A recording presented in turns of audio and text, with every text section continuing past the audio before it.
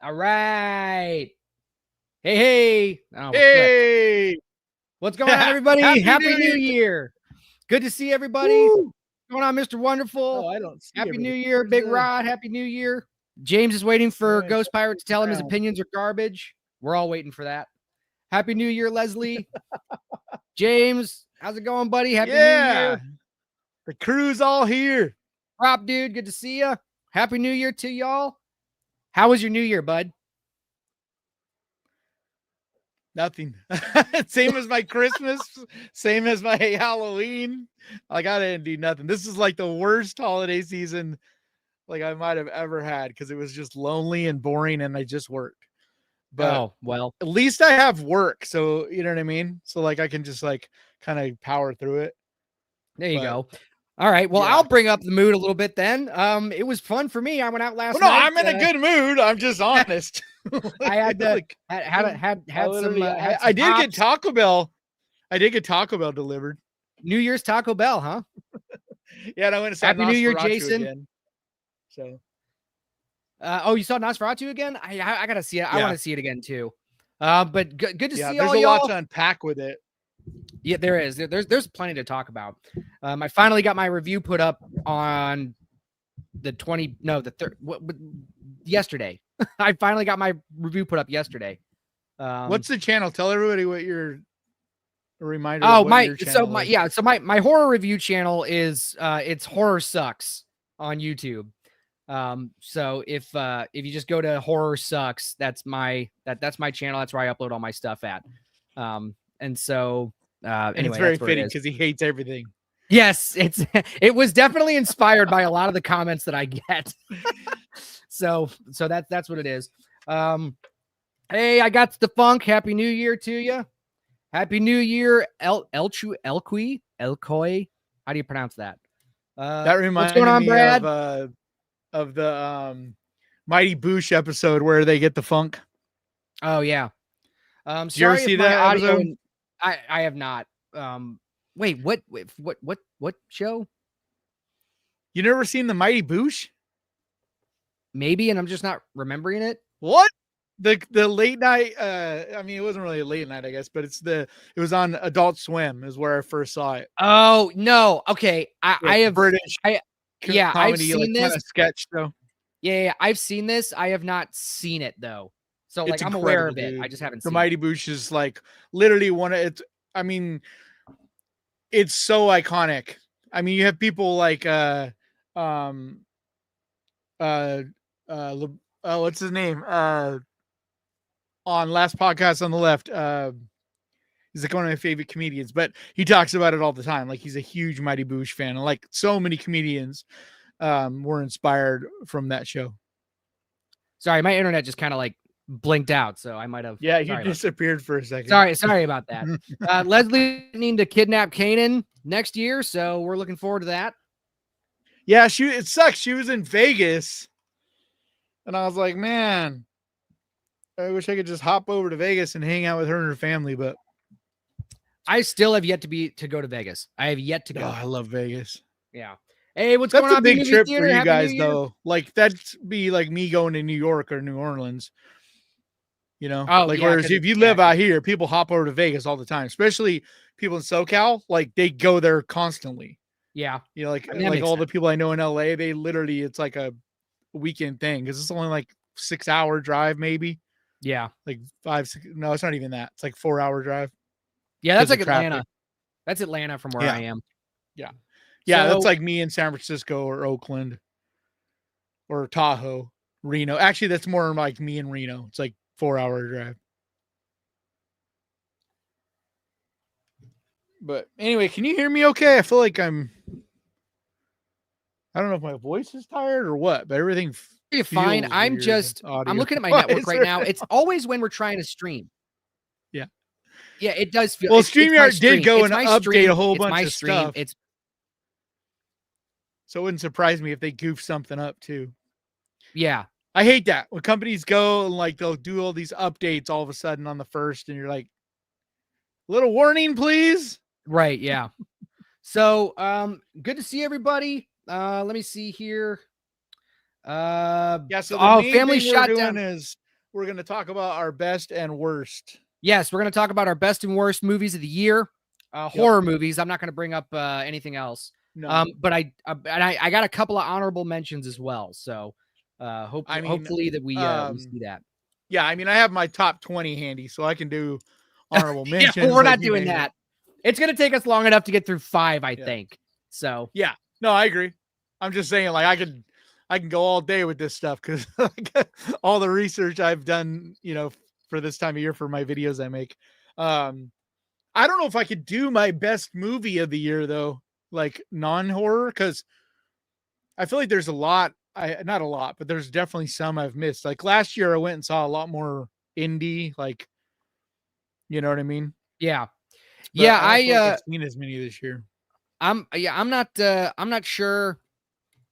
The Fire Inside, which I was trying to remember in our last podcast, that would definitely be one of my top for sure of the year as far as non-horror. That movie's incredible. The Fire Inside. Oh yeah, I gotta see that. Boxer, dude. It's so good. I gotta. You know what it reminded me of? It reminds me a lot of last year's best movie, which was Iron Claw. Really? Like it's got a lot of that same like super well done biopic kind of feel to it. I loved Iron Claw. Same here. It was my favorite movie from last year. Absolutely. No, that was 2 years ago, right? Yeah, 2022. Yeah, it was a couple years ago. Yeah. What's that one movie? I thought we talked about it last week, but it's Anora. Yeah, see, I still haven't seen that one. That's why I mean, like, a lot of the movies people were talking about as being the best of the year, I still haven't seen yet. Yeah, I still need to see Anora. Sorry, I lost my white screen. I still need to see Wild Robot. Yeah, I keep hearing that's good too. Mm-hmm. But there's just so much stuff. Like Sean Chandler, that was his movie of the year. Oh, wow. And so it was someone else's too. Oh, 3C Films, that was his movie of the year. Like that's crazy for either of them to put an animated movie as their movie of the year. Like that's wild. Yeah. But, hey, well, all right. Do we want to get started on our list? Yeah, let's do it. All right, cool. So, by the way, guys, if you're watching us on Ghost Pirate, we would love you to come over to the Death Rattle Podcast channel and watch us over there. I can drop a link so that y'all know what it is. Maybe. Okay. I will drop a link here in a second while Kanan is going for his number 5 movie of the year. Yeah. Also, if you're not subscribed to the Ghost Pirate channel and you're just watching, please subscribe. I am less than 100 away from 60,000. Like I rarely about these numbers, but it would be fun to hit 60,000 on the first day of the year. So anyway, subscribe to Ghost Pirate. Are we going to do best or worst first? Let's do best. Okay.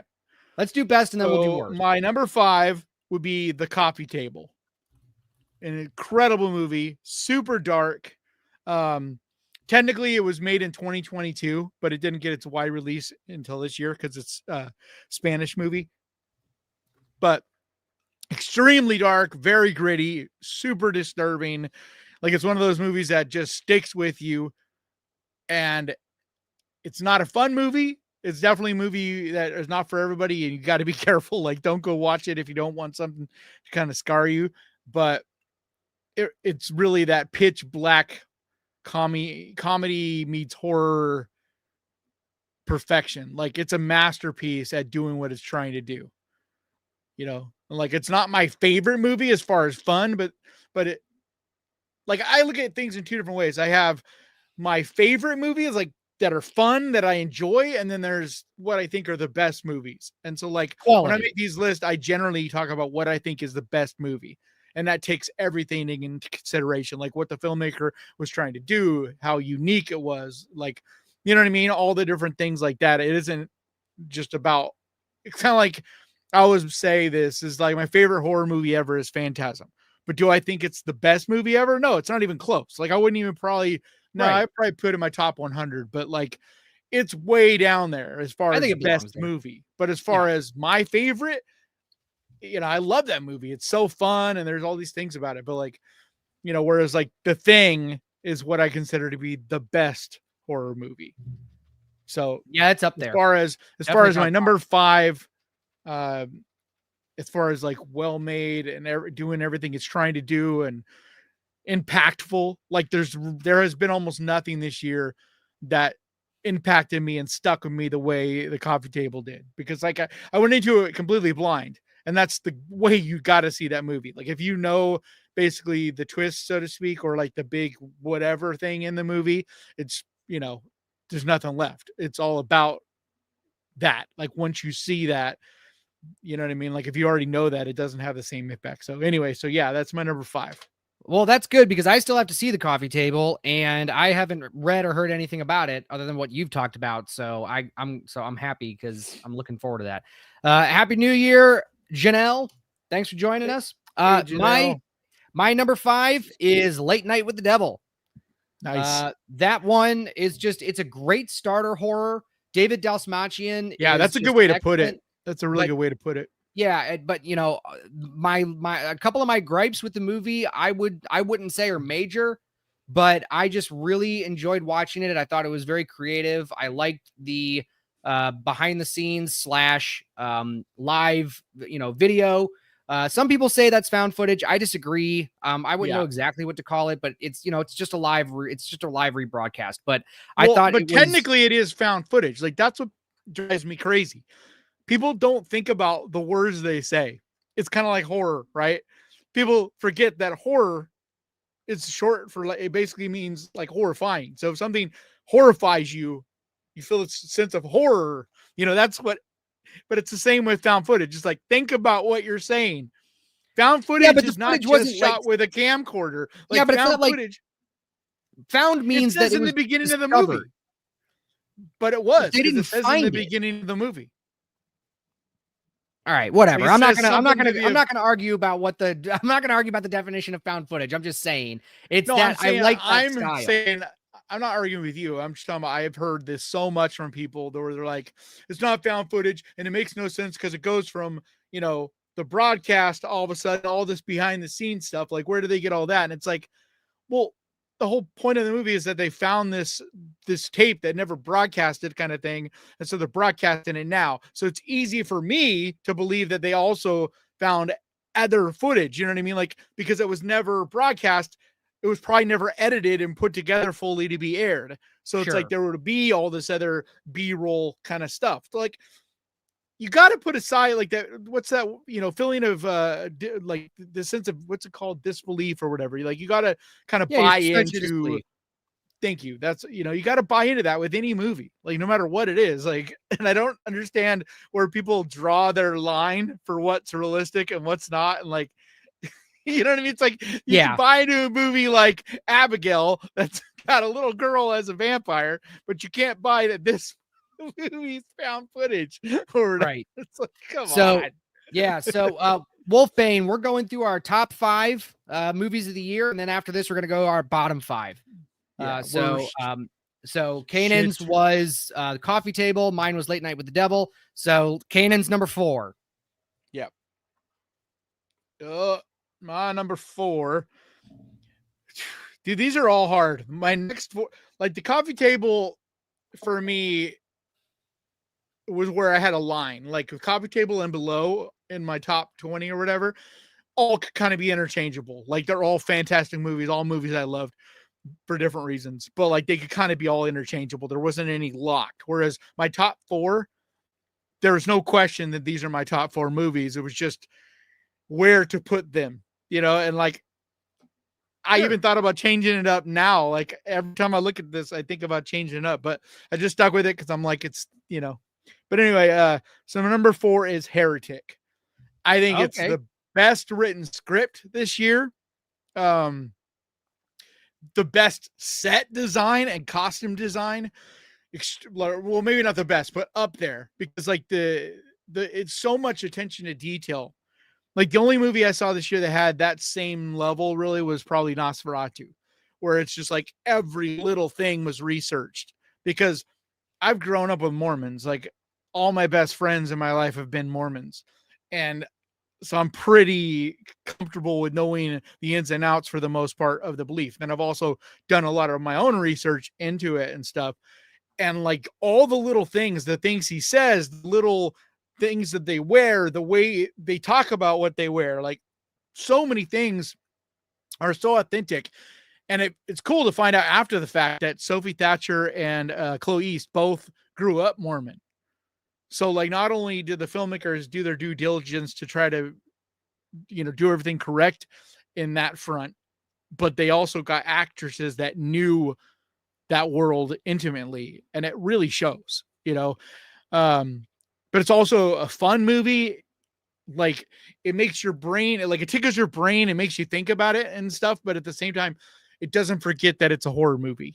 And there is some little bit of silliness, some campiness, some levity, some bizarreness. There's, things in it. So it isn't just like we have this dialogue movie. We're just going to have these characters talk all day with nothing else.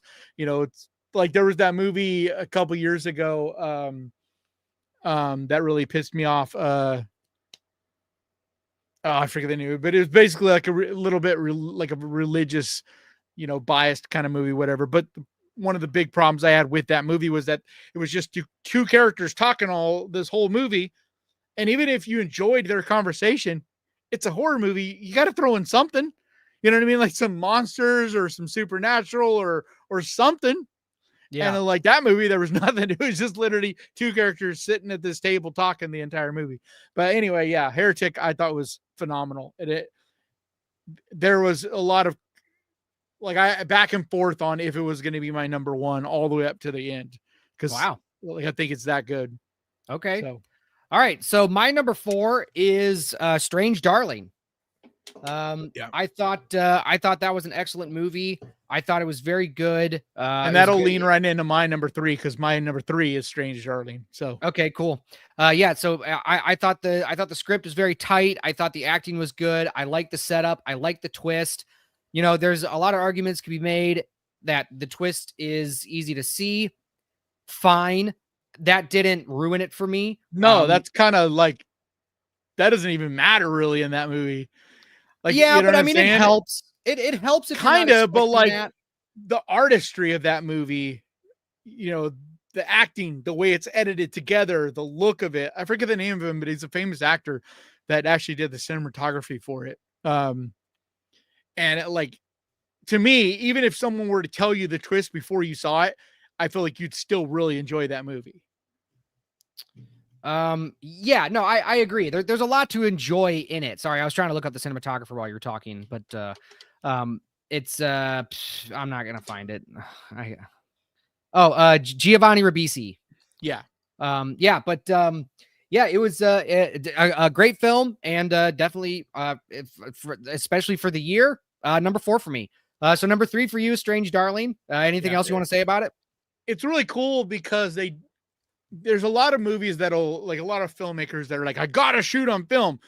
And a lot of times it just kind of feels a little bit like a gimmick these days, where it's like, it's not that big of a, like, I've seen stuff that's shot on film, and I'm like, dude, like, there's no way you could tell. Like, it's just, I have seen, digital that looks just as good as this. But this was a movie where it really did show, like, the richness and the color grade, like, just, especially if you saw it in theaters, like, even at home, you could still see this, but like on the big screen, it has this like 1970s almost depth of, like, I don't know the technical term for it, but like, like the depth of field, like the way it kind of draws you in and makes you feel like there's more dimensionality because of it being on film and having that extra, like, it's like oil paint versus acrylic. Yeah. Like someone that's really, really good with acrylic can make a painting that you would swear is oil and vice versa.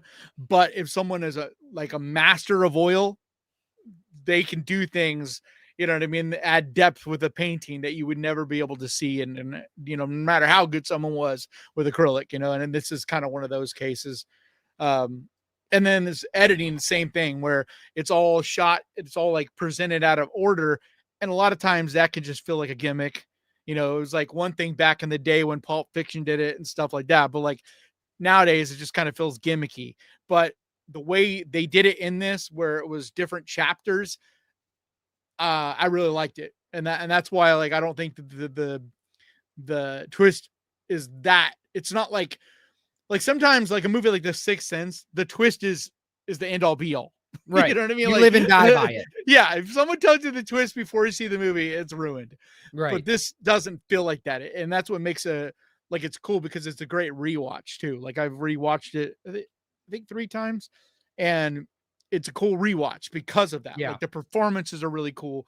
Not only do the main actors give incredible performances, but even the couple that they come across in that house, like, everybody's performance in it is extremely good. So yeah, so it's my number 3. All right, so my number 3 is going to be Heretic. For Nice. A lot of the same reasons that you said. I really like dialogue-driven movies like this. I like the characterization that everybody brought, the perspectives. My complaint about that film is that I thought it got kind of silly there towards the end. Yeah. And, that I've heard really, that from a number of people. Yeah. And that really just was like, I kind of wish we were doing everything that we were doing in the first half. And I wanted there to be a little bit more meaning behind the model of his house and what they were in, so how he had like models of them and like where they were moving through the house. I thought that was really interesting. And I thought this was going to be more of like like your faith will make you guide escape you this, out, guide you out safely. But and it just wasn't really that. And I think it kind of did. But I also think his plan went a little sideways. So I feel like there was it went a little sideways. It. But it didn't seem, it seemed like they went through the door and then they were at the end game. Whereas I felt like there should have been a little bit more before it even got to that. And then, but I think it was supposed to, because it wasn't until, which this is spoiler if you haven't seen the movie, all this is a little bit spoilery, but his plan was going, and if you think about it, remember, she kept going deeper and deeper, and then you see the women in the cages and, like, you know what I mean, deeper and deeper through the house. So like, I feel like this was his plan. This is what he wanted to do. It only really got stopped because he hadn't finished the job on one of the characters. You know what I mean? Yeah. So I feel like he was like the puppet master and controlling her, because she was going to be one of his next disciples, is what I feel like was happening. Right. But it's, well, I don't want to argue too much about, or not argue, but I don't want to talk too much about the ending of the movie and all that, because again, we're getting into spoiler territory. Yeah. But what I'm trying to say is, even though, I have my critiques about the end, I thought it was still a great movie. I thought it was better than a lot of the movies that came out. And I still think it's a great movie to watch, and I would recommend it. So that's why it was my number 3. I don't totally disagree with that either. I mean, I was along for the ride, so I don't fault the movie for it, but I can absolutely see that criticism, that the ending gets a little bit squirrely, and the whole movie is super tight for like 3/4 of it. You know what I mean? Everything is like very well polished, put together. And then you're right, it does feel a little loose, and like it kind of loses its focus in that final act. But Bryce, welcome in, buddy. We're talking about our top 5 and top bottom movies of the year. Right now it's our top 5. And Kanan's about to go to his number 2. Yeah. So to me, every year, if we're lucky, we get 1, sometimes 2 movies that are just like most fans can kind of agree on. Like last year, when Evil Lurks, vast majority of horror fans were like, yeah, dude, that's the clear cut best movie of the year. And then like the second one was Talk to Me. You know what I mean? Like those 2 movies from last year, I feel like when people look back on 2023, those will be I guess now we're talking about 2023, even though it's the year before, but right, we're in 2025 now, which is strange. But anyway, I think most can agree, like these were the 2, like, you know, and I feel like we had 2 this year, but I also know that a lot of people are super divided on that. And I'm still on a fence. So I will say what is my number 2 and my number 1, but I will say this with a caveat. In reality, to me, I see them kind of as both number 1. Okay. So I'm just going to be like 1A and 1B kind of thing. Cause like, every time I think about this, they're back and forth because there's different reasons why these 2 movies are so, like, in my opinion, you know, but I will go with what I have written down. And that is, The Substance as my number 2. As hard as it is for me to say that, because okay, like I said, it's really like, it could easily be my number 1. So I think my number 2 is going to be your 1A then. Yeah, I think it probably should be my number 1. I think, you know what I mean? But like, it's one of those things because my top 2 are so different. They're like such different movies, and there's such different reasons why I have these so hot, like, you know what I mean? But anyway, The Substance is like a perfect fucking movie. Like, I think it's perfect. Well, like for what it was trying to be, like it, because there's always a matter of taste, right? There's always, you know, it's like if you don't like coffee, it could be a perfect cup of coffee, but you're still not going to like the coffee.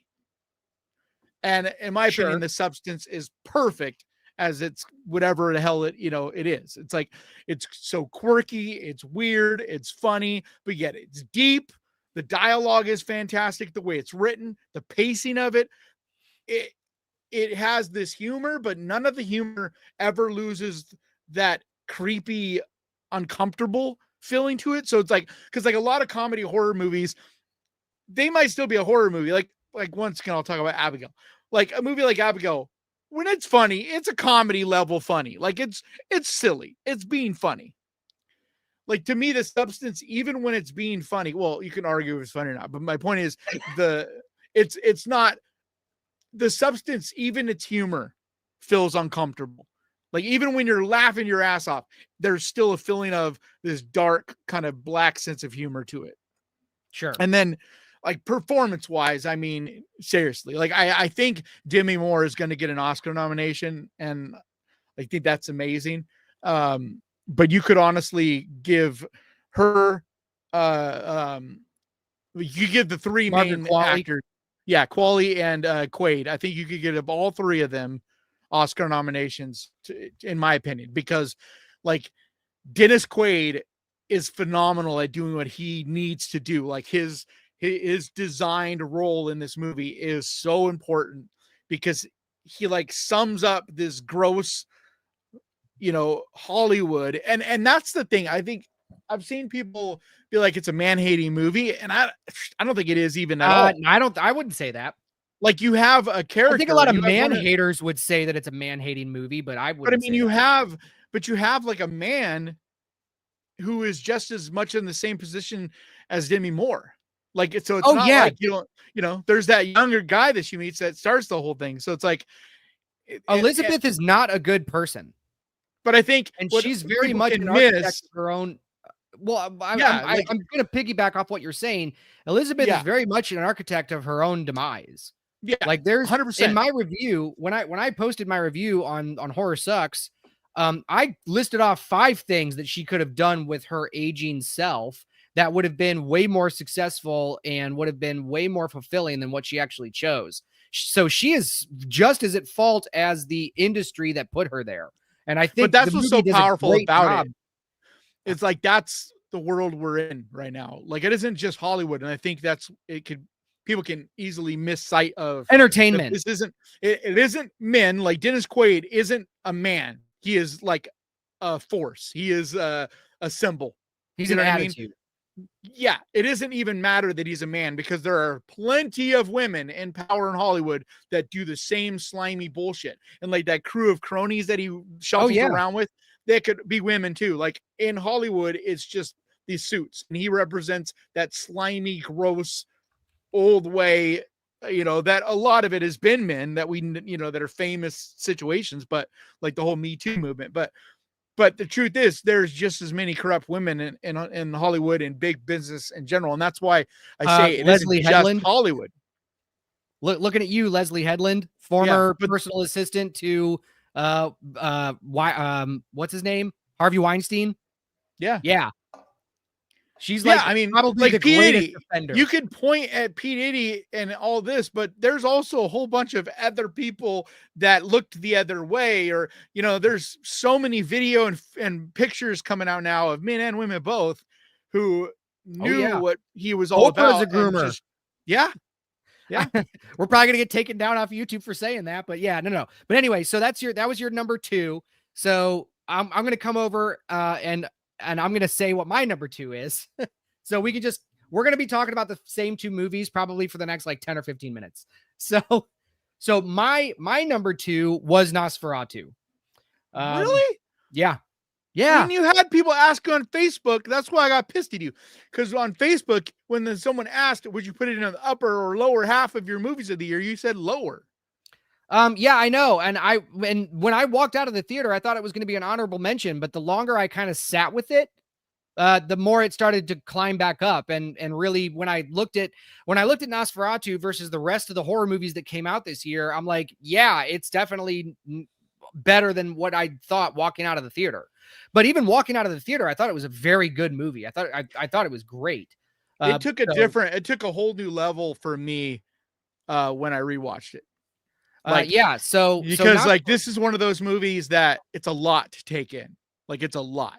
Well, sure. I think, but I mean, there's a lot to it. There's a lot of feelings and vibes and layers, and you know what I mean? So like, it's a movie. Yeah. What I mean by that is like, it's a movie that takes processing, cause like I felt the same way. Like, the more I thought about it, and then, like I said, rewatching it, the more higher of my respect and all of that. But remember how I was talking about earlier, where it's not about, because by the way, it's my number 1. It's my number 1. That's what I think. That's what I thought. And the substance would be my number 1 as well. Yeah. But like I said, it's like a 1A and B thing for me, because I feel like they're such different movies. And I feel like they're both basically perfect movies at doing what they're trying to do. Now, once again, this might not be your cup of coffee. Hang on, because this is still my number 2. So I want to talk. I want to talk about it. Nosferatu, and it's our review in a way too. So like, we need to talk about Nosferatu. It's a summary of the review. So Nosferatu is probably the best looking film this year. I can't think of any better cinematography than what I'm gonna forget his name than what he did in Nosferatu. There were scenes in that movie that people are saying that they were shot black and white. They're not.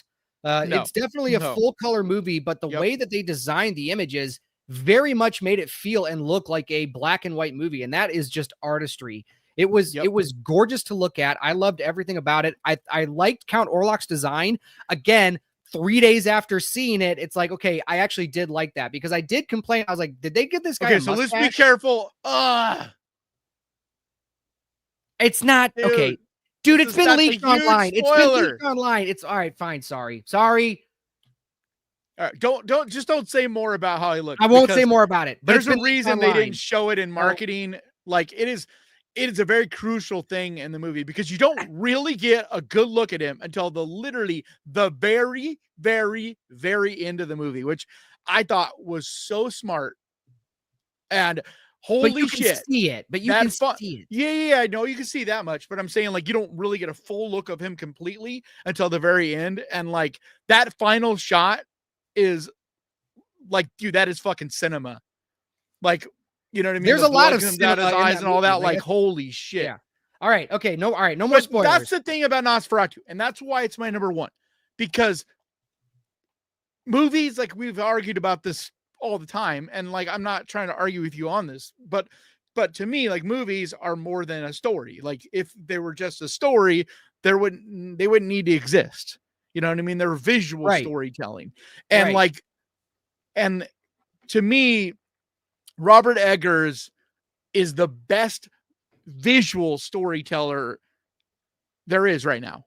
I'm not saying of all time, but I'm saying at least right now, because is this the best story as far as writing and like dialogue and all that? I'm not going to say that. I think Heretic is probably a better written movie. There's a lot more layers to it, like story wise, but as far as a movie, that's about visuals, because this movie makes you feel a million things that are never said in words. Like there's so much in this movie that is just about the visuals and the way it makes you feel. I mean, because there's like long shots where nobody's saying anything. And I think that's why this movie isn't working for everyone, because there's a lot of people who do not enjoy, and this is what I've said and got a few people pissed off, but I'm like, dude, modern art or fine art is not for everyone. It's just not. And this is straight up fine art. Like the best way I could convey it, or the best example I could think of, is Goya. Like, I don't know if you're familiar with the painter Goya, but like maybe his paintings, there's no words, there's no dialogue. It's a steel painting. And yet there's a whole fucking story in it because of the visual. And that's what this is. This is that type of art. And that's why I was saying cup of coffee versus tea, right? Like if you're not a fan of coffee, it doesn't matter how good the coffee is. You're not going to like it. Goya did Saturn Devouring His Son. Yeah, that's right. probably his most famous. Yeah, that's probably his most famous. But you see what I mean by like there's so much depth, there's so much energy, there's so much emotion and mood and all that. And the greatest painters and artists in history, and every artist that's worth a shit, like including myself. Like the whole point of our art is to make you feel things. Is to you know what I mean? Like so here's you know, here's my response to that. I think, and this is my one honest solo critique of the movie, is that the story of Dracula being so old and being retold over and over and over again, if you're going to retell it again, you need to give me something unique. You need to give me something different. You need to give me something that makes this story yours. You know, what is different about this? That is Robert Eggers presents Nosferatu. And I think what hurt that is that he's so close to the original story. Like he's almost too close. That's like his big thing. It isn't just a story, but like anything he does, he wants to like really stick to, you know, like he's so meticulous in the details. Like literally there's stories about how he'll be like that bowl of fruit that's sitting over there, and it's not even going to be on camera. He's like, none of that fruit would have been available at the time. Like there's shit like that from his last one, the Viking one. What's it called? Northman. Yeah, the Northman. Like there was shit like that where he's like, and they're like, that's not even going to be on camera. And he's like, it doesn't matter because my actors and everybody involved in this needs to be completely enveloped in. So it's almost like method filmmaking. Kind of like, you know, yeah, absolutely. And I'm not, and I'm not, again, I'm not, I agree. For it. I just think I agree with that though. This is what, because he's so stuck on that. Right. He's a little too in the train tracks there. But other than that, I mean, Lily Rose Depp is the only one that I thought had a little bit less quality performance, but that's sort of to be expected. Yeah. I thought she was incredible. She like, you know that's all really her. There's no CGI on her in that entire movie. Yeah, no. I'm sure. Listen, it's a good performance. Like her body performance is incredible. When she's doing the shaking and the seizure stuff, like holy that's all fuck. Good. But a lot of her lines and a lot of the way that she was talking sometimes when she was delivering these lines, sort of it teetered over into melodrama, and that's the only thing that I would say. I agree with what you're saying, but I think that was a choice. I don't really know if I would say that's on her because I don't know if Robert Eggers would say be melodramatic. But look at Willem Dafoe. Like he does so many like theater almost like there's so much theater performance in this movie. Yeah, because he's playing an eccentric doctor who was but I think it's the out same of his thing practice. with Lily Rose Depp. Like she's supposed to be very grounded and very much she's supposed to be very much a straight character who's haunted by these I'm dreams. not saying that. I'm saying the movie overall. Like I feel like Robert Eggers wanted them to give almost like a throwback performance. Like there's a little bit of silent film in their performances in this, which I could totally see that being a criticism. And yeah, I'm not even gonna argue that, but I do think that was some of that's intentional, like her, because I do agree, like she's very theatrical and like sing song. There's like a sing song, what's it called? Not Broadway. It's I don't want anybody to mistake me thinking that I'm saying that she turned in a bad performance. I'm not saying that. No, he's not, and that's why I'm trying to. Because if you haven't seen the movie, it could easily sound like DJ's saying this is like not a great performance or like she did something bad. But it's right. Like that's why I'm saying I think it's a little more of a style thing, and I could say that maybe it didn't work as well as it could have if she had less of this or whatever. But what I'm trying to say is if I have critiques of the film, these are the critiques, and that's why that's why it brought it down to number 2. And why my number 1 is the substance. So we can. Here's the main reason why I put Nosferatu 1 versus the substance, right? Because, like I said, it's like 1A and B for me. But the only reason I bumped the substance down because I think it's the most imaginative, most creative movie we've seen. Most original. And most original movie. I mean, it really is like it's. But I don't think in 20 years it'll be remembered and talked about on the same level that I think. Oh, yes, it will. No, yes, it will. And this coming from the guy who said that Abigail is going to be talked about in 20 years. This substance is going to be fucking talked about in 20 years. Yes, you said that. You said that about Abigail? Oh, no, you didn't say that about Abigail. You said that about fucking Lisa Frankenstein, which nobody talks about today. Yes, but as a cult film. They're going to talk about that in 20 years, but they're not going to talk about it as a cult film. And that's what I mean by. That's what I mean by the substance. I feel like the substance is going to be a cult movie and talked about like that. I'm not saying the horror community is going to forget it. No. It was very successful. It was very successful. And it can't be a cult. And I don't think, and I'm not saying listen to what I'm saying. It will be remembered, but I don't think it'll be remembered on the same way that Nosferatu will, because I feel like Nosferatu will be in film classes. Like people will be using it. Dude, like 20 years from now, they'll be talking about it in, like how to do these things in film, and like that's the level of quality of what it is. I think it's the definitive Dracula, so to speak, story. Well, I don't think there's been anything on the level. It's a knockoff story of Dracula that actually became very popular. But this is even closer to the actual original writing. Like this isn't as simple as he just redid Nosferatu, because there's a lot of Dracula in this too. Like there's literally shot for shot elements that are from Dracula and not from Nosferatu. Like he went to the source. Like this is more like, even though they're saying this is a remake of Nosferatu, in reality, it's just his own take on. It's Robert Eggers on the source material. Yes. Okay. Well, we're probably going to go over an hour today, guys. So just, be prepared for that. Oh, one last thing. You may or may not like the way Nosferatu or Count Orlok looks in this, but I am still stunned. I've seen it 2.5 times, and I still can't believe that that's Bill Skarsgård. Oh yeah, no, and it is incredible. I think you cut me off. I do like how Count. Well, I cut you off. Just don't get too into the right. Because I didn't want to get into too much detail. At first there were some choices that I guess made my eyebrow raise. Mine too.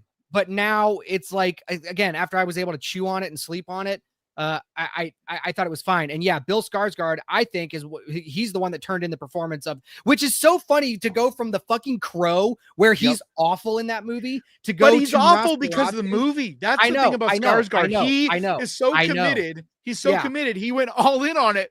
They told him that we want you to be this bad cheesy, like, you know, like that's why Kelly guy, and he did it. But that's why I always say that a good script can elevate an actor, and an actor cannot elevate a bad script.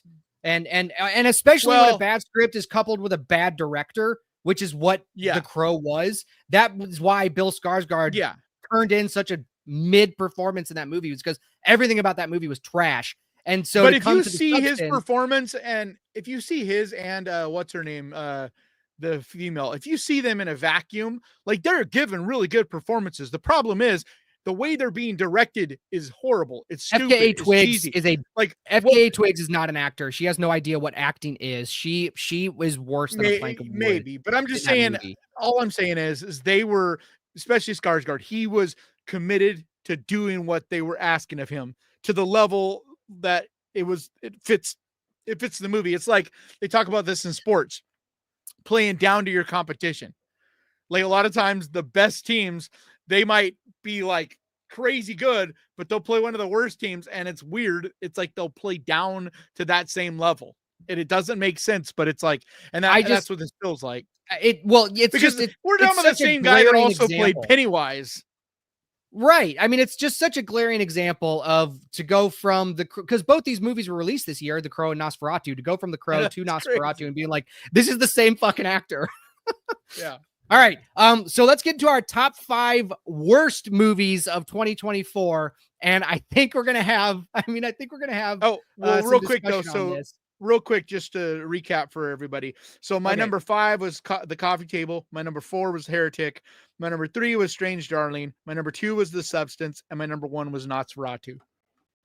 And to recap for me, my number 5 was Late Night with the Devil. Number 4 was Strange Darling. Number 3 was Heretic. Number 2 was Nosferatu. And number 1 was The Substance. So I am impressed with you. I feel like, why? Because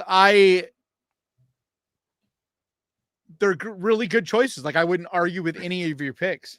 Well, thank you. I don't think I would argue with any of yours. Sometimes it feels like you just hate everything. I don't hate everything. I critique it and I pass judgment on it. But yes, that's also why my channel is called Horror Sucks.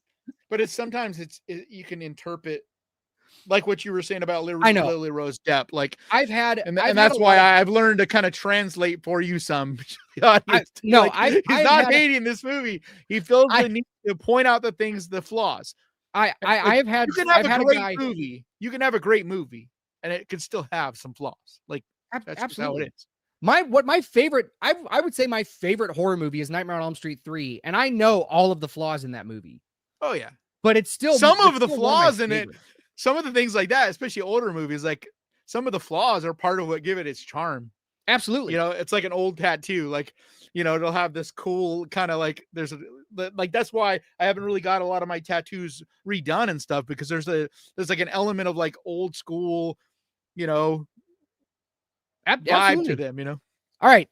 So worst 5. All right. You kick us off this time. All right. I'll kick us off. And I don't think this is going to surprise anybody. Imaginary. I'm surprised it's that high or that low. Yeah, well, there's a lot to choose from.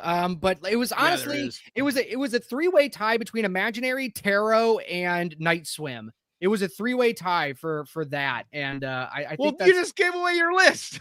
No, I didn't. No. That was a 3-way tie for number 5. Was those 3 movies. Okay. So why is it so bad? It's so bad because you watch the movie in the trailer. So there's nothing surprising. There's nothing that you are not expecting to see. If you just watch the trailer for Imaginary, you've seen the movie. The scary moments that happen in the movie are very few and far between. And again, if you watch the trailer, you've seen them all. So, you know, there's just nothing there. The acting was also mid to bad from everybody.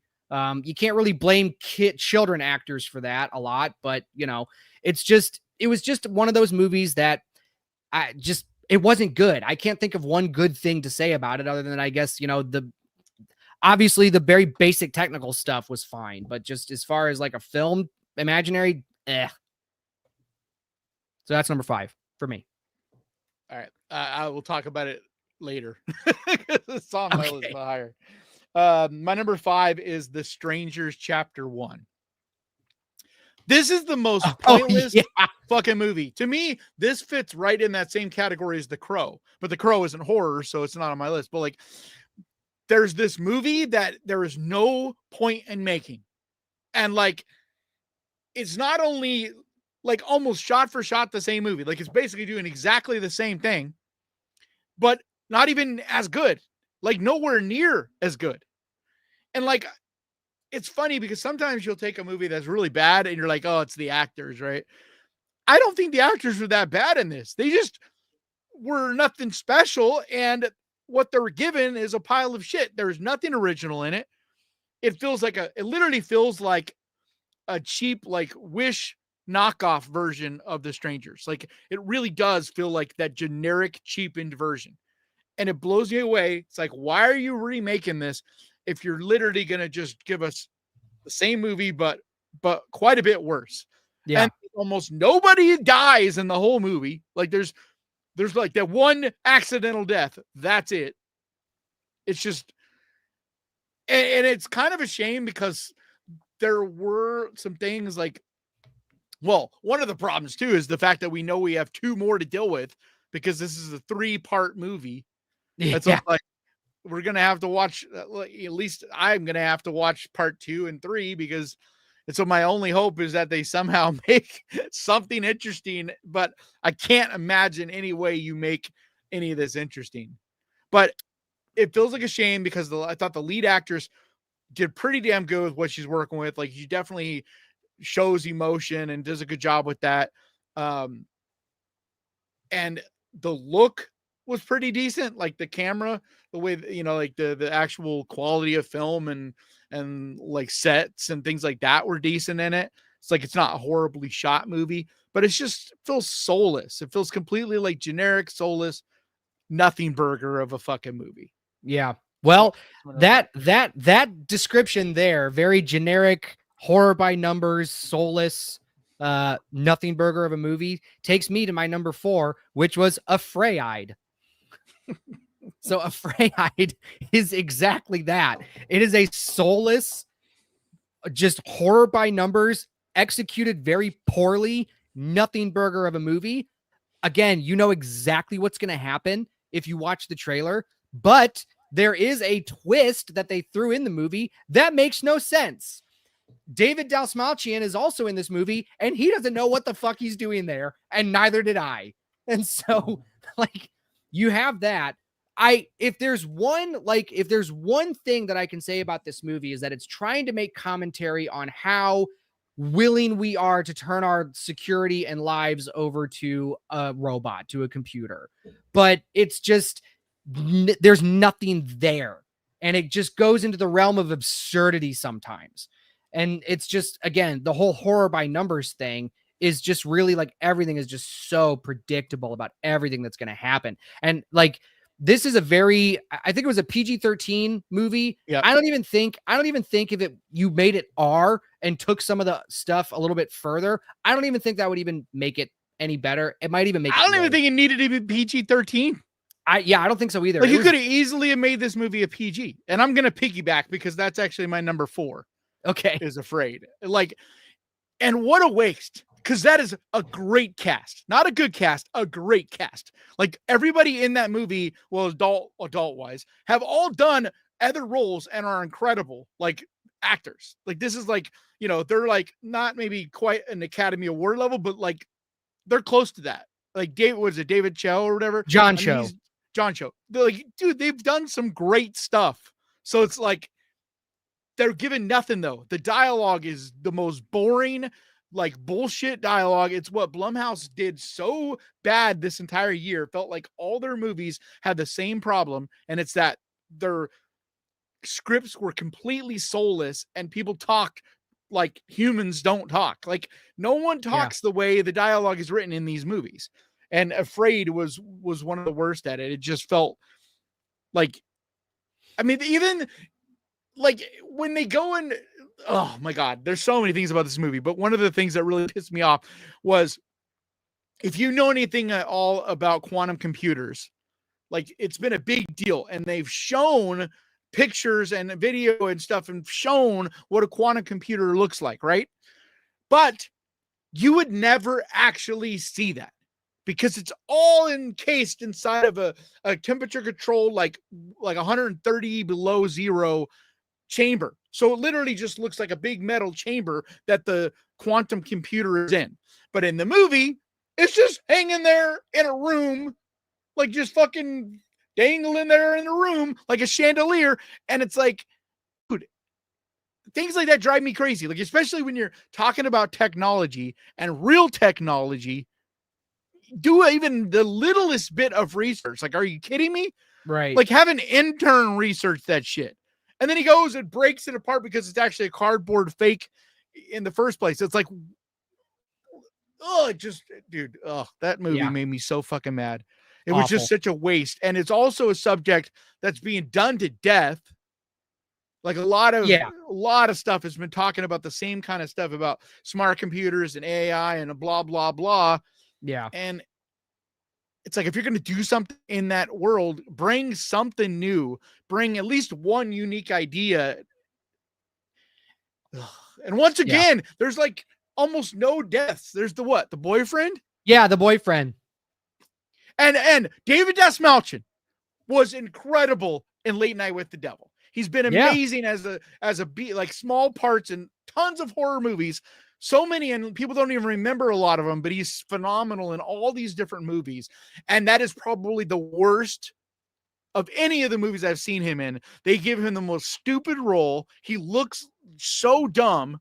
Yeah. His dialogue is just awful. Yeah, it's like, anyway, yeah, that movie pissed me off. So yeah, so now it's your number 4. My number 3. Oh yeah, 3. That's right. You started. So my number 3 was Abigail. This movie is bad on so many levels, and I don't care if I am in the minority of this opinion, but the writing. Oh, this is very much in the minority. I've heard people that don't love it, but nobody would say it's their worst. This made my top worst. Going into this movie, I was already nervous going into this movie because the trailer gave away one of the main twists. And so the whole time, well, the other one is, doesn't matter. Does anybody care if I'm about to spoil Abigail? I'm pretty sure everybody in here has probably already seen Abigail. So the twist was supposed to be the reveal of her father, which was one of the most underwhelming reveals ever. So anyway, yeah, I don't really think of that as a twist. That's just a reveal. Well, okay, fine. It's probably not a twist. But the twist that's in the movie, other than her being a vampire, which would have been a great twist if you didn't show it. Like, I know but here's the main plot. That's the problem with the movie. Like, how are you going to promote it if you don't give that away? Like, that's why marketing is such a pain in the ass, because I agree with you 100%. Like, if that had been the reveal, I think that movie would have worked so much better. So, the story overall, kind of dumb. It's easy. I get it. None of the characters' names I could remember even watching the movie because of just how two-dimensional they all were. I gave them all names. I gave them, it was like Muscles, Fodder, Plot Armor, Gen Z, and Black Guy. That's what because those were the exact characters that they were. And so therefore there's no stakes. You know who's going to die because of how they're acting. You know who's got the plot armor because of who she is. The dialogue is laughably bad at times. And the whole time you're watching this movie, you're trying to decide whether or not it's a horror or a comedy because it's not going in either direction in a way that it should, to be like, yes, this is a comedy or this is a horror. Because the truth is it's a comedy with gore. Sure, but there are very many. There's a lot of scenes where they're like, this is a horror movie. There's a lot of scenes like that. Namely, when Abigail turns Gen Z into her like mind slave, like that's very much like a horror scene. I And don't know. something that All to me, even the like when what's her name falls into the bodies or whatever, like none of it feels creepy really or scary because it's all done tongue in cheek. That whole movie is meant to be silly and funny. And like nothing you're saying, I disagree with really. I just like it wouldn't be in my top 30 of the year. yeah, But I just and don't you think it's can top like 5 worst. That's all. That's only because you it's can just a like a stupid movie. fun movie. Like it's not meant to Sure. be like I get why you're not a fan of it though, because a lot of the things that you really enjoy and appreciate about movies, it's void of. You know, it's like a fucking Saturday morning cartoon. I guess, but I would say there's a lot better Saturday morning cartoons that do a lot But did more you with didn't really little. like you weren't a big fan of the last 2 Scream movies either, were you? No, honestly, I'm trying to remember if I saw the last 2 Scream movies. Because I remember I was after Scream 4, I kind of checked out. Yeah. So Well, they didn't make anything until they waited like 10 years and then they made 5 and 6. yeah. Because the same filmmakers that made this made those. Were you a fan of Ready or Not? Yes, I actually did enjoy Ready or Not. And so that's why when I was watching this, I was like, what's going on here? Like these guys made Ready or Not, which is a perfectly fine movie, which is a good movie. Yep. And that's why then I again, want to see Ready them or Not go away from IPs because I feel like they're handcuffed when they like. I feel like these filmmakers, I think we'll see them make a really good movie when they do Ready or Not too. Like I honestly think these guys are way better if they have freedom to make their own shit. They also did something for VHS, didn't they? Yeah, they've done a few, like some of my favorites. Yeah, and they've done some good stuff for VHS. Yeah. So the reason like why talented so filmmakers, bad, I just feel like it. It's because, like I said, I have this. It feels like they're handcuffed to the and they're making a lot of money, so I get why they're doing it. But when you're working with Warner on a vampire movie that has to do with Dracula, whatever, you're limited, dude. You can only do, in the same with Scream. Like you have these certain formulas and certain things. Like basically the studio reps and stuff are very much a part of these movies, and like I'm not going to put all the blame on them, but I just don't think they work their best in those environments. So I'm looking forward to seeing what they do when they go back to doing their own original stuff. Cause like they're doing right now, they're working on Ready or Not 2 with Samara Weaving. So yeah. Well, so anyway, I'm not hating that. I just don't think it's that bad. Like a lot of people put it in like one of the top it's my movies, list. and like I don't think it's anywhere near the top. Like I said, I'd probably put 30 movies above it. That's the only pushback I'm giving, but I'm not hating on you at all. Like I don't think it's a horrible. It's not like ridiculous, like Well, what's your number 3 then? Because I know you're also going to fight with me about my number 2, so it's fine. My number 3 is Tarot. See, I just thought there was a really clear worst 5, and that's part of it. Like I the order is different maybe, but like I felt like there's a clear 5. But anyway, Tarot's dude. That talk about poorly written. I think that's the worst written movie this year. Like visually, there's some cool things they try, like the tarot card, like monsters when they come to life, but everything is so predictable. It's so poorly written. Like it's the worst written cast. Like they're just awful. None of them feel like real friends at all. It's so dumb. Like in the beginning when they get these flashes and they literally show you exactly how everybody's going to die. And then you're sitting there now like, oh shit. So 10 minutes in, I already know how everybody's going to die. And so like you're sitting there for a fucking hour and a half, just watching the shit that you already know is going to happen. There's just so much poorly written shit. Like it's so bad. Yeah. And it's bad. And the worst thing I could say about it is it's so like a lot of these, it's so hard to even remember because they're so like just gray matter. They're just so crap. There's like nothing that really stands out about them. All right. So number 2 for me, which 2? Number 2. Yeah. Cause you just gave your number 3, right? Yeah. Yeah. So my number 2, Lisa Frankenstein.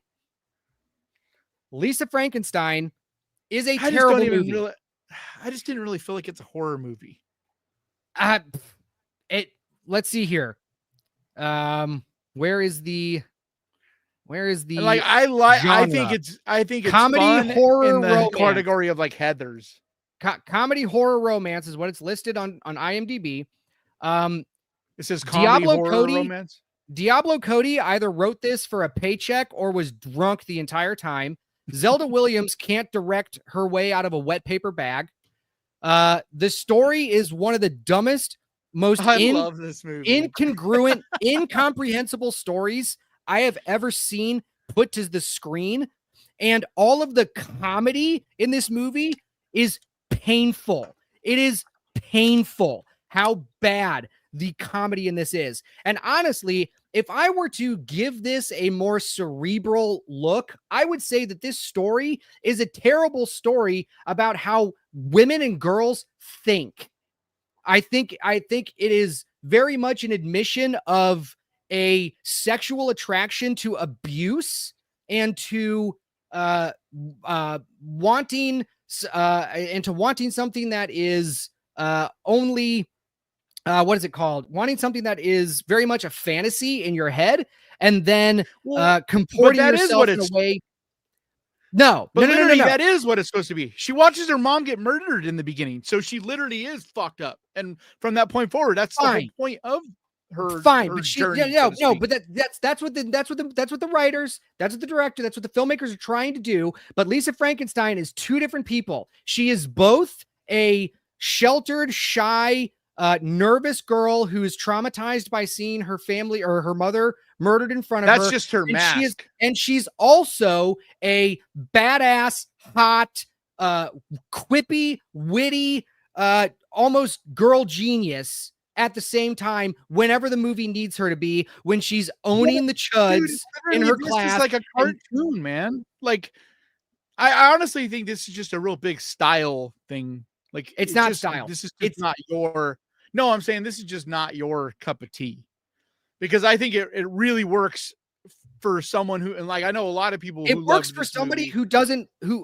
This movie works for people who don't care that there can be a story, that characters can be one way and then change. But that's a different type of movie. Like, you're right. A movie can do all those things. Like, this is like, it's like it feels like I said, like one of those, it's meant to be like it reminds me a lot of Frankenhooker. And I think it's trying to do a lot of that same thing. And that's why it's so stupid and like campy and like, so I get you not liking it, but I think it's because it's like, it's a very narrow demographic. You know what I mean? There's only certain people that are meant to enjoy this movie. Well, yeah. Either way, once again, I get it being high on your list. Like, I think that's why it's going to be such a cult favorite for many years to come, because those are the movies that end up being cult movies, are the ones that have a very narrow target of audience, because those are the ones that love it for its weird, quirky flaws. I mean, maybe, and again, we'll see. I guess in a couple of years, if anybody's still talking about Lisa Frankenstein, we're already seeing it, dude. We're already seeing it. They're releasing limited. Who is still putting out videos, or who's still talking about Lisa Frankenstein? I don't see it.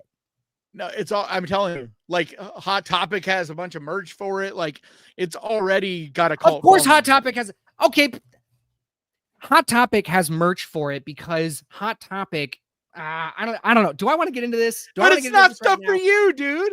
It's like, this movie is not designed for you. Oh, it's okay. So I totally get you not liking it. Whether it's designed for me or not does not. That's not an argument for the quality of the film. Whether it's for me or not, you can still. Yeah, because this is very much. It's like, if you don't like fucking banana ice cream. No, but that doesn't mean that people are gonna like banana. Just because I don't like banana ice cream, just because I don't like banana ice cream, doesn't mean that your banana ice cream is good or not. Okay. You can if the people that like banana ice cream like that banana ice cream, they're the ones that decide if that's a good banana ice cream or not, because they are the ones that like banana ice cream. So it's like, if someone hates banana ice cream but comes in and is like, this is not a good banana ice cream, the people that like banana ice cream be like, fuck you, man. I like banana ice cream, and that's damn good banana ice cream. Okay. Like, this is the thing that Lisa I Frankenstein. get that for whatever reason, so many people don't understand. It's like, we do not all like the same shit. And critics always like to talk shit about stuff that they don't like. And it's like, that's why I say this all the time. I don't rate movies based on what I like. I don't recommend movies based on what I like. I have learned to separate, and you got to, if you're going to be a critic or whatever, you got to separate yourself from it and be able to see like the audience that likes Lisa Frankenstein, like that type of movie, you know, it's a great movie at that shit. Lyle, Warm Bodies is far and away a better movie than Lisa Frankenstein. Warm Bodies is a very different movie. Yeah, I don't know where that comparison came from. I mean, whatever, but because it's like a horror romance kind of. I guess where's the romance in Lisa Frankenstein? There's no romance there. It's just Lisa masturbating with a corpse. That's not romance. She brings the corpse back to life by the end. No, she doesn't. She fucking kills herself. She doesn't bring the corpse. No, remember by the end of the movie, he's like a totally normal boy. Remember? No, love brings him back to life. She kills herself so that she can be with him. And then they are this like weird undead couple that have no because reason by the to end, he's totally normal. No, it's over time, he comes more back to life. Remember? That's why he eventually learns to talk and all that. No. All right, go to your number two. I don't dumb. That's go to the fucking point, dude. It is dumb. Like, what's like your number two? It's like a stupid Saturday morning cartoon or like shit that's on Johnny Bravo is a stupid Saturday morning cartoon and has better writing than Lisa Frankenstein. And it knows it's a stupid Saturday morning cartoon. Lisa Frankenstein, Zelda Williams and Diablo Cody thought they were making a good movie. You cannot convince me otherwise. I'm sorry. You can't do it. Do you like Jennifer's Body? Yes. That's why I said that's why that. So you can't say Diablo. I know. Can't write. I gave Diablo Cody an out in the beginning of my review. Was either she was drunk or was taking this as a paycheck because I know she can write. But regardless, because I think she wrote this. She wrote this before it was made into a movie. Well, then that's too bad that Jennifer's Body is better than this. I mean, maybe it's not too bad. I don't know. I would rather remember. But even then, Jennifer's Body, like, it's a good movie, but it's not gonna blow anybody away. It's got a huge cult following. I know it does, and that's all I'm saying about Lisa Frankenstein. We have yet to see whether or not it's not a great movie. It's just it's a fun. Guarantee it. It's got that written all over it. Like I said, dude. Frankenhooker has a huge cult following, and it's literally the same movie. Like that's the same exact type of movie. And if you watch Frankenhooker now, like it is not. You cannot argue it is a bad movie, but it's great in its weird, quirky, fun way. You know, that's all I'm saying. Okay. All right, fine. Go to your number two. Go to your number two. Like that's what I'm saying. You're not wrong. It's just I don't feel like you get why it exists. You know what I mean? No, I very much get why it exists. It's just all right. So my number two is Imaginary. And for like all the reasons that you mentioned earlier, it is so blah. It's fucking oatmeal without any sugar, cinnamon, butter, nothing. It's literally just like cold fucking oatmeal sitting on a counter. And it's horrible because you could take oatmeal and make a fucking great movie out of it. And that's what this movie feels like. Like the ideas there's some interesting ideas. There's like some interesting casting choices. Like there are some things like the world they build when they go to the other place that whatever the fuck it is, where they're basically ripping off Insidious. Like some of that looks cool. And there's some ideas there. Like even the whole idea, the twist, so to speak, of the bear. Like that could have been fucking cool, but even that was handled so dumb that when you find out, you're like, okay, whatever. Yeah. And it was the worst. I think it was the worst written script this year. Like the script is so bad, the dialogue wise, especially the dialogue is just the way that stepmom talks to the kids and everybody, the way they talk to each other, like the fucking lady next door that constantly comes over and just does these giant dumps of fucking information. Like, it's so bad, dude. So fucking bad. That movie, Blumhouse better pick it up this year, because this past year was horrible. They have no reason to. They're rolling. They're going to go out of business. No, not from the profits. They lost movies. No, dude, they lost money on all three of their big releases, or all of their big releases this year, except for because they lost money on Afraid, they lost money on Imaginary, and on Night Swim. They made. I think they made a little bit on that. So they made. Hang on, I'm on the numbers. Oh, come on. Because you got to look at not just their what they spent, but advertising, and then what the theaters got. No, so you got to make at least double. I know. No, I trust me. I understand. I'm trying to find. Okay, so Imaginary had a budget of 10 to 13 million. All right, so let's go on the high. Let's go 13 million. Right. Yeah. Half of 13 million is what, 6.5. So you have 19 and a half, almost $20 million to make Imaginary. The domestic box office was $28 million. The worldwide, that's basically a breaking even. 43 million. So that movie made I feel like with advertising and all that, they just basically broke even. So but Night Swim and Afraid, I know both lost money. I'm not seeing where the loss is here, though, because maybe that one made a little, but they didn't make a lot. They're not getting. I'm just saying, they're not. To them, that's not a win. Like, they got a win from Five Nights at Freddy's. They got a win from Megan. Like, they need something to make, like they did with Halloween, where 100 million kind of thing. That's what they're looking for. And if these are just barely breaking even and they're hated by most people, because the thing is too, we always look at just the box office, but a lot of these movies where they really make money is the streaming services, the Netflix or whoever that pays for them and they get royalties from, or DVD sales, things like that. You know what I mean? Merchandising, things like that. I don't know. I thought it didn't do as good as that. I'll be honest. I'm pretty sure Afraid and Night Swim both did much worse than that. I think you're right. I'm not going to look it up right now, but I think they.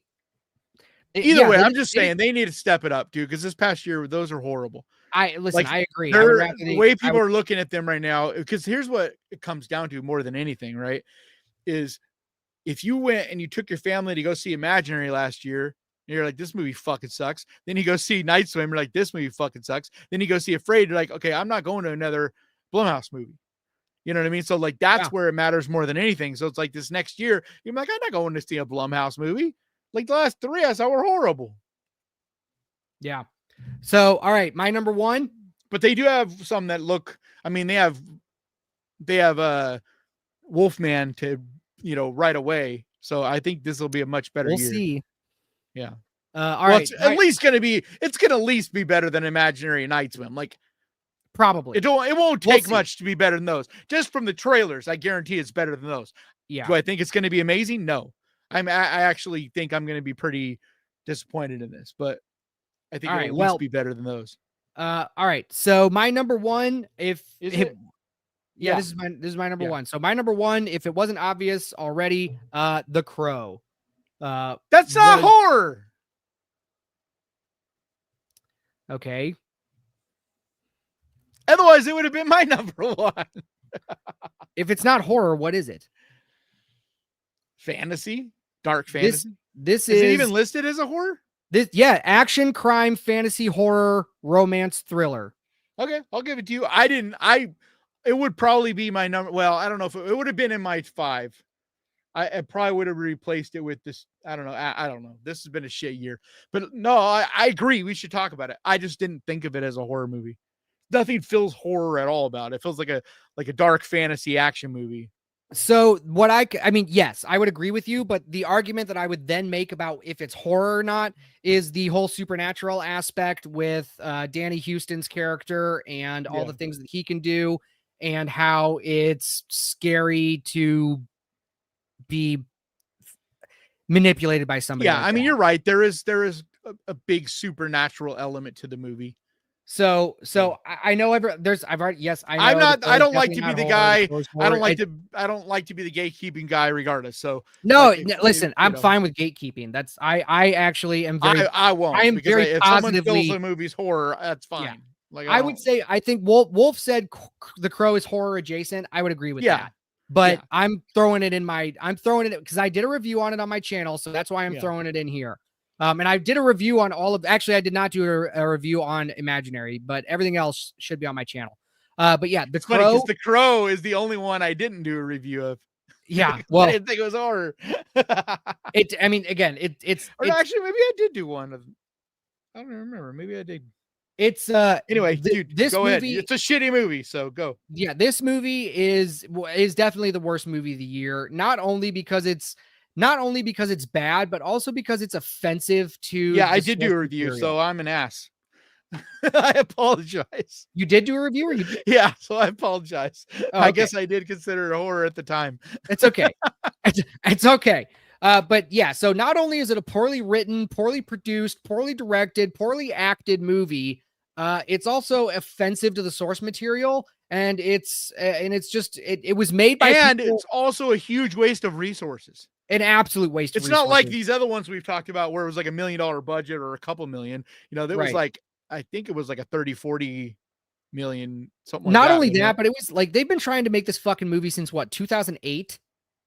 Yeah. And now Plus, it's you fucking go and put a stain on Bill Skarsgård's career. right. You know, That will shameful. that will always, yeah, that will always be a stain on it. But I honestly wouldn't blame anybody for just ignoring it, because I mean, I was also one of those. He's I not. was He one of didn't those, get the blame for it. I didn't hear yeah. anybody being like he ruined the movie or anything. No, he definitely didn't. The writing, the directing, all that. It's just an awful movie, and it's boring.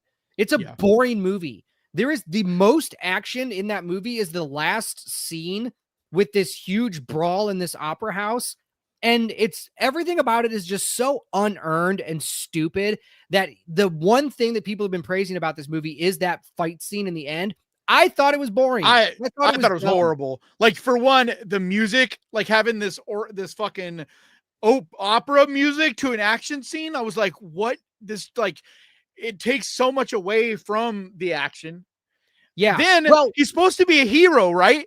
But he goes in there and scaring the shit out of and killing a bunch of like innocent ass people that are in fucking opera and that's house. the thing. That's the thing about the Brandon Lee Crow is that he's still a positive influence to the people around him, you know, to the Sarah character and Officer Hudson. Like, he's still a positive influence. This Crow just fucking murders whoever he wants to, throws a couple of severed heads into an audience of people who are just there to watch a badass looking opera, which I was way more interested in how they were shooting that opera than I was. Yeah, that was the best thing about that movie. Was it really was like the opera, like the set and the way those costumes looked and stuff. Yeah, it was great. If you want to see Bill Skarsgård be a badass action star, and he shot it right at the same time as The Crow, so he has the same physique. It's Boy Kills World. Nobody fucking went and saw that movie, and it's awesome. It came out like literally a couple weeks before The Crow. It's super funny. It's gory. There's tons of action and like really, really good action. Like, he is a total badass in it. It's like a John Wick level action. And nobody talked about that fucking movie, but everybody saw it. Ugh. Yeah, Bigfoot and the Bunny. Yeah, they never should have remade it. The Crow lost money. That's all. Oh yeah. Show people. Yeah, it lost money, and it should have. I mean, anybody who worked on that fucking movie should never be employed again. But anyway, so what's your number one? Such a fucking waste. My number one, I'm shocked it's not on your list. It's Night Swim, dude. That movie was it's kick off the year, and I think that's part of why it has stuck with me so much, is because it started the year. It was the very first horror movie of 2024, and it was just the biggest dump. Like, literally, it was like Blumhouse just plopped it out into theaters in January, and it had nothing. Everything was stupid about it. There was nothing interesting about it. Like, and just like The Crow did with Bill Skarsgård, fucking, they wasted what's his name? Wyatt Russell. They totally wasted him and made him into like this bad dad who ends up becoming like a fucking scary whatever. And you don't buy him. Wyatt Russell is the least scary human on planet Earth. He's great as a hero. He's like a lovable, like really good hero. But there is nothing scary about the way his face looks. And so adding black goo and him saying like creepy shit and then he like tries to fuck his daughter. Like it's all creepy and incestual in it. I'm like, what the fuck? There's so many like just weird ass stupid choices. Like it's a shame because it's a short that is really good as a short, but it's like a 3-minute long short. Yeah. And they greenlit a full-on movie based on just the short.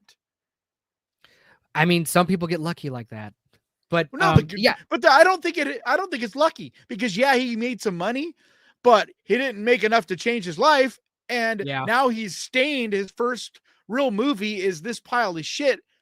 Like it's going to be really hard for him to get funding, much more than it would have been if he had just made, if he had made a better movie. It's just, I know firsthand, I've talked to plenty of people that worked on that movie and were involved in that movie. Everything about it was rushed and underfunded. Yeah. Like he was told he had this amount of budget and they kept cutting away his budget, and the studio kept like Jason Blum, like whatever. I don't think he actually is involved in shit really anymore, but like his company meddled with every element of that movie, and he was rushed. He had to make it hella fucking fast because they decided it was going to be their January release. And so he didn't get, like, he was supposed to get like, I want to say like 3 or 4 more months, but just everything was bad about that movie. Like it's a waste. It's just a huge waste of careers, money, resources, like, and it kicked the year off on such a shitty note, Yeah. Well, like I said, when I started my worst 5, like I said, it was a 3-way tie for me between Imaginary, Tarot, and Night Swim. Yeah. Like it was a 3-way tie. They're tie all the same movie to me. Yeah, they like, really are. I agree. I just picked one. And honestly, now that I'm thinking about it, I completely forgot about fucking Alien Romulus, which I thought was terrible, and I don't understand why anybody liked it. Yeah. Dude, it's in my top 20. I know. And I don't get it. That movie was such a bastardization of the better movies that came before it. And yeah, but okay, even if you're not a fan of the story or whatever, dude, just the way it looks alone, there's no way you can put it in a worst movie list. It's not enough for me. It had plot problems. The molestation. I'm not gonna argue with that. There was plenty of things that didn't do right, but like that movie looks fucking incredible, dude. The molestation of the late Ian Holmes likeness. Yeah, but his family okayed it. The cannibalism, it doesn't matter. It's still terrible taste. That's some of the most tasteless. That's the biggest problem I have. Family. That's my main issue I have with the movie is that right there is my main issue. The cannibalizing of all of the iconic lines and moments from Alien and Aliens that in Romulus had no setup or payoff. There was no reason. So is this your honorable mention? Because we got to go through our honorable mentions real quick for best and worst. Okay. Honorable mentions. Okay. So honorable mentions for worst are for me is Alien Romulus. I'm not sure it probably could replace Abigail if I were to really think about it. But, the thing that is the reason why I think it's an honorable mention is because as dumb as it was, like you said, it looks great. It very much has a alien universe feel to it. And so there is that you can say about it. Like they did as good as anything I've seen at doing that vintage future tech, where it's like, it's meant to be future tech, but now it's 40 years old. So like they did a great job of keeping that feeling of it, but not making it feel too much like Try Hard. Yeah. What else? What are some of your other ones? Because we're running on time, right? I know we're running on it. Amanda, just watch my review on my channel, Horror Sucks, and you'll understand why. And yes, Horror Sucks is blasphemy. It's supposed to be ironic. But anyway, well, now that I think that's my only honorable mention that I can think worst. Of what about best? So honorable mention for best would have to be Oh God. Why am I forgetting it? Um. Oh my God, the one with the slasher walking through the woods. Oh The yeah, I know. that I had so many people pissed at me that it wasn't in my top 10, and I'm like, dude, there is no way I'm gonna put in a violent nature. In a There's no Violent Nature. fucking That's what. way That's that would yeah. That's that isn't even in my top 20. Like, I don't know if I put it in my like into my top worst or whatever, but it's like, dude, like it had great kills, but like yeah. there's no story, there's no characters. Like it's got even less than the original Friday the 13th. Yeah. I just the reason why it's the reason why it's an honorable mention in in best is because Oh, and best? I yeah. thought you were saying worst. No, I'm no, Sorry, my I'm sitting honorable here dogging it. I'm not Sorry, dogging dude. it. I thought it No, was I was. I know you were. I thought Sorry. I thought you were but saying it was when you're here's worst. the thing. I understand all of the reasons why why all your critiques of it, and I totally get that. And I Yeah, would agree why with is it in your best though? The reason why it's in my best is because it's the most original slasher to come out in the last 10 years for me. Whether it has these problems, it's still a very original movie. It's a Yeah. bold take on But I the think that's perspective. why I am so hard on it, because it has potential to be the next like great fucking slasher franchise. If like they had added just a little bit into the character development and added just a little bit more of a story, and you know what I mean? Like I think it could have been fucking amazing. Yeah, I it could have been, but I appreciated the movie for what it was, and the fact that it was also an indie movie that did what it Yeah. did. I Yeah. like that. That's always indie is always going to get a few more bumps from me than 100%. than a Hollywood feature. Especially when So it's not just indie, but it's like a completely brand new idea.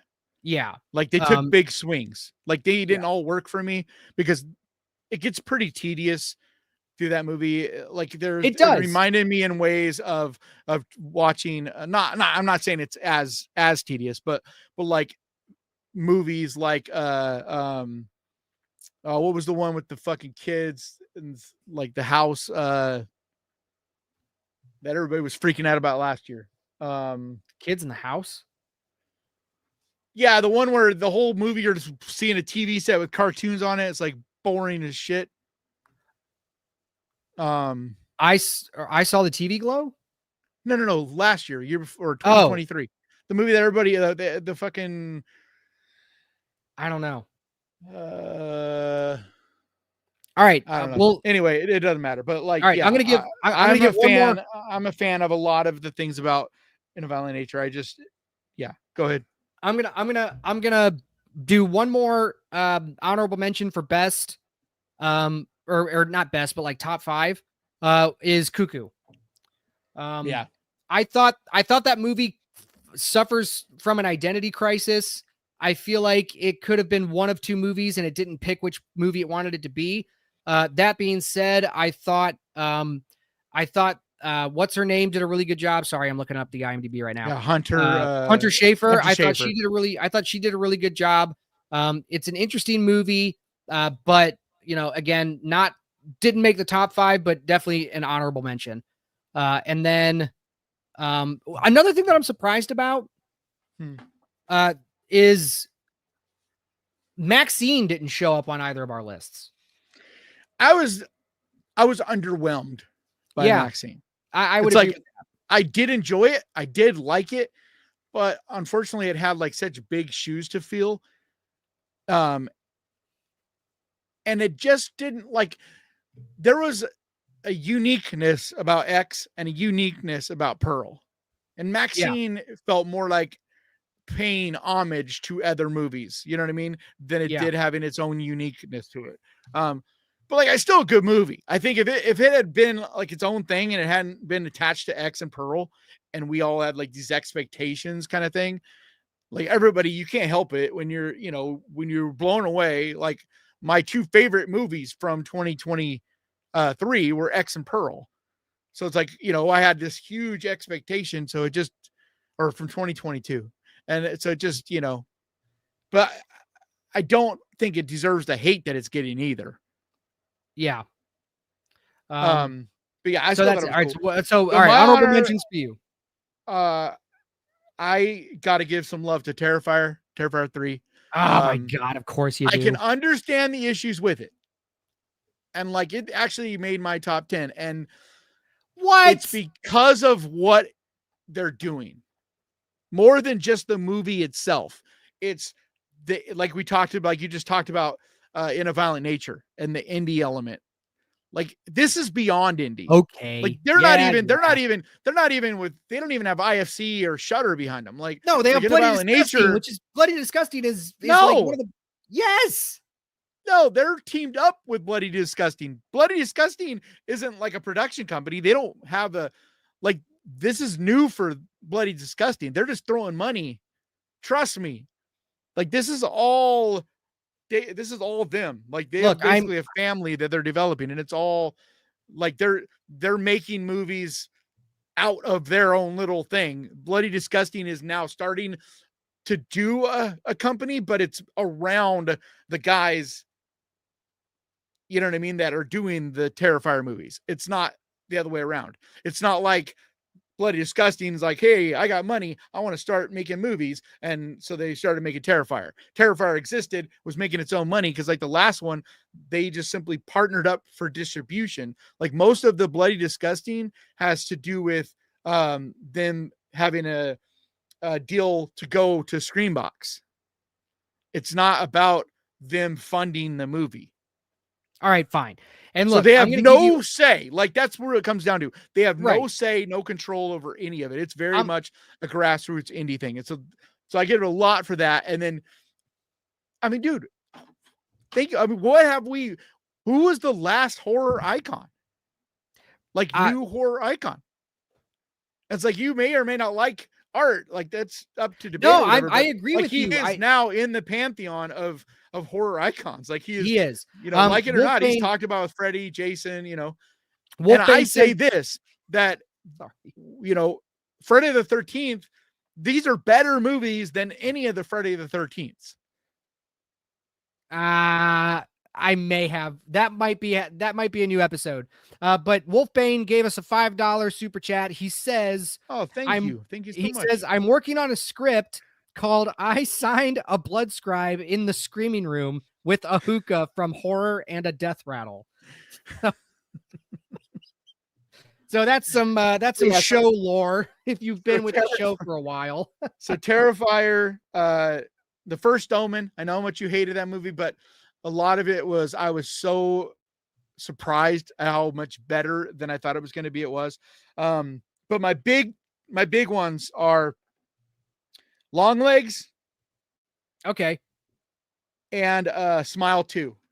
Like I was going to say, yeah, Smile 2, especially, like her performance in that was incredible. And I liked the first Smile, but I wasn't like, I think this is a better movie. And for there to be a sequel that is debatably as good or better, like that's just impressed the hell out of me. Like, I feel like this is a difficult challenge to try to take this story and put it, your figure as this pop star that has the world around them and looks like just a spoiled pop star, and put this situation with that as your character, who is not someone that you're quickly feeling sorry for, you know what I mean? And to make that, I think, is a bold choice and something we haven't seen. Like I haven't seen any movie do something like this.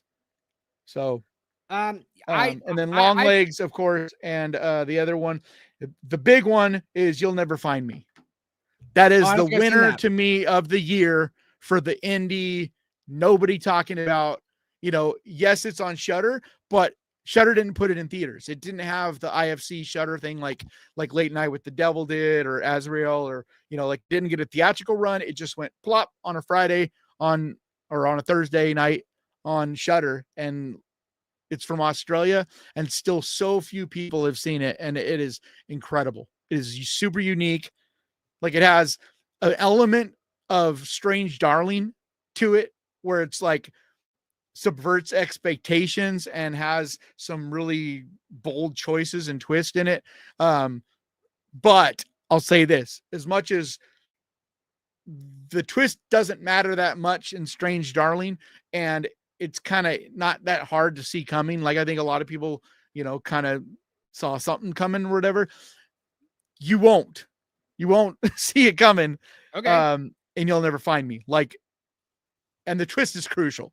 Like if you know the twist, it will ruin it. But like you do not see this movie taking the directions that it does. It's very interesting. Okay. So, all right, cool. Well, and worst. Yeah. Oh yeah. Werewolves. Werewolves is the big werewolves is one of my big ones because I have blown away at how many people I've seen that I'm not saying loved it, but at least were like, that was pretty cool. It was all right. Like that movie, dude, it was everything that's bad about like indie kind of movies, and it just wasted resources and potential. But the big one to me is Trap. Like that's my big worst of the year. I almost put it in my top 5. If I had thought about it a little longer, I probably would have put it in my top 5 because M. Night is more like no one in filmmaking has more polar opposites, can go from making fucking masterpiece and then his next movie can just be a pile of absolute shit. Like that movie. Oh, I see. And that's, I completely forgot about that movie because that movie also probably would have made my top 5. But and his daughter's movie was up there too. Watchers. Yeah. There's another one that was super disappointing because the premise, the idea of Watchers is amazing. And like, I don't know if I've ever seen a movie fumble the bag more on the ending than Watchers, because if you had told me up until the final, like maybe 20 minutes of that movie, this is going to end up being on your top 10 of the year, I would have believed you.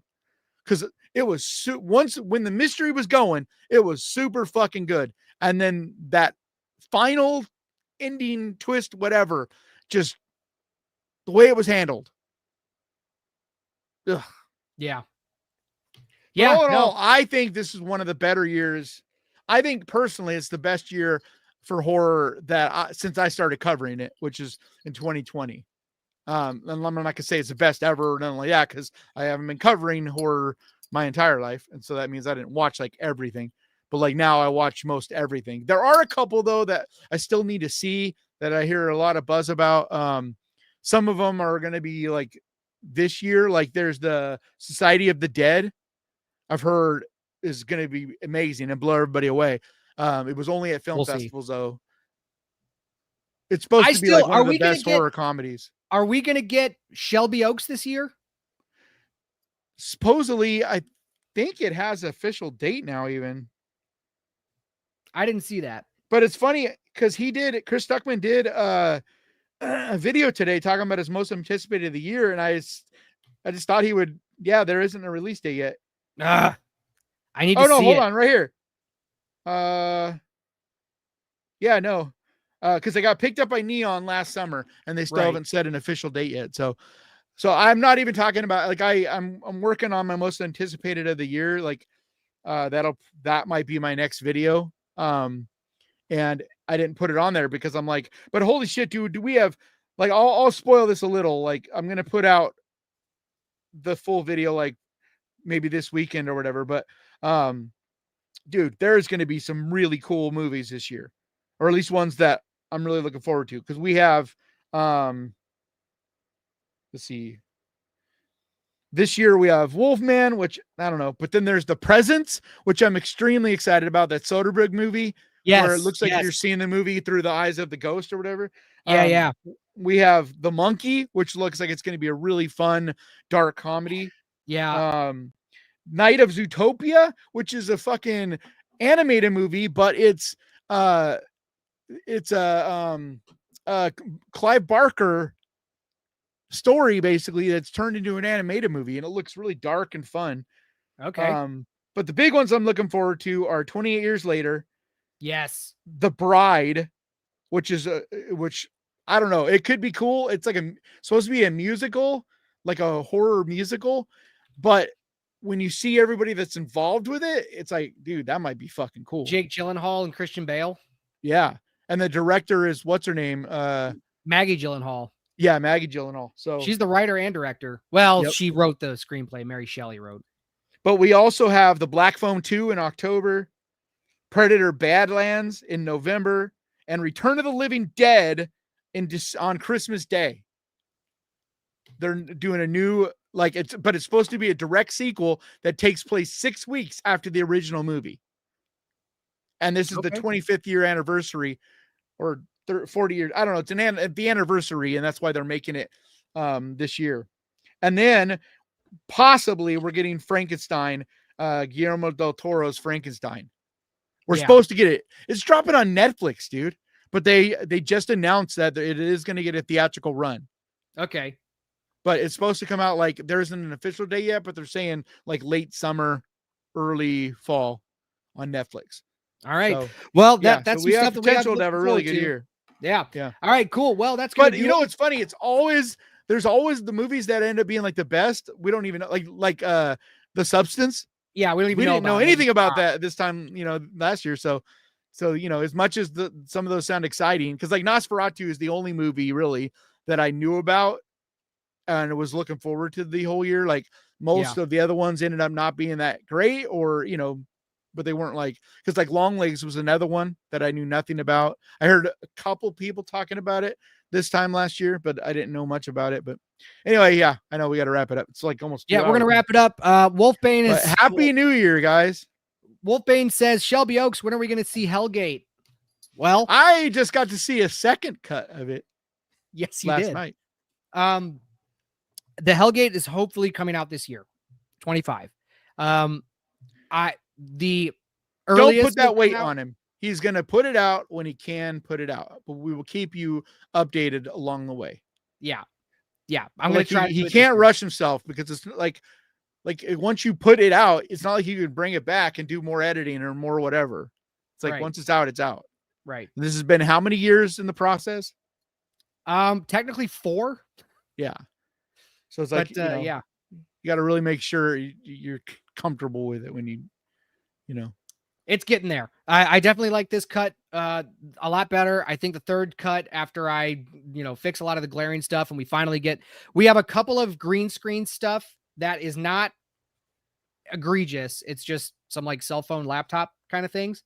Once we get that done, and fill all those holes in, then we're going to send it off to sound design, scoring, and coloring. And then I think we're going to be ready for some test screenings. So anyway, the sound is going to really add to it, because it's already interesting, but a lot of people don't realize how much the soundtrack, not songs, but stuff even my videos. If people don't think about the audio that's in the background, but if you take that audio away, the whole vibe changes dramatically. Yes. Yeah, and even in this second cut, there's not as much score as there probably is going to be once we get it scored. Yeah. So that's, I did like a lot of the natural sounds and stuff sound really good. I was impressed. Cool. Especially in the beginning with the birds and stuff. It gives this nice sense of serenity, even though you're something creepy is it's about to happen. Yeah. What's this guy doing? Okay. Yeah. All right. So happy New Year, everybody. Thanks for joining us for this hour and 45 minutes, almost 2 hours special show of New Year's. Please subscribe to the Death Rattle Podcast. And Ghost Pirate, get me to 60,000 today. Go tell your friends. He's trying to get 60,000. So go subscribe to Ghost Pirate. Subscribe to. Let's see. Hold on. Let me check how many away. Yeah, check it out. See what we got. But other than that, drum roll. I am 82 away. 82 subs away from 60K. Let's get it to him, guys. And I generally will get probably 50, 60 before, at the rate I'm at, but before 10, midnight. But it would be nice to get it when I'm still awake. All right, guys. Thanks again. We will see you all next week. Same time, 7 p.m. Peace out. Bye.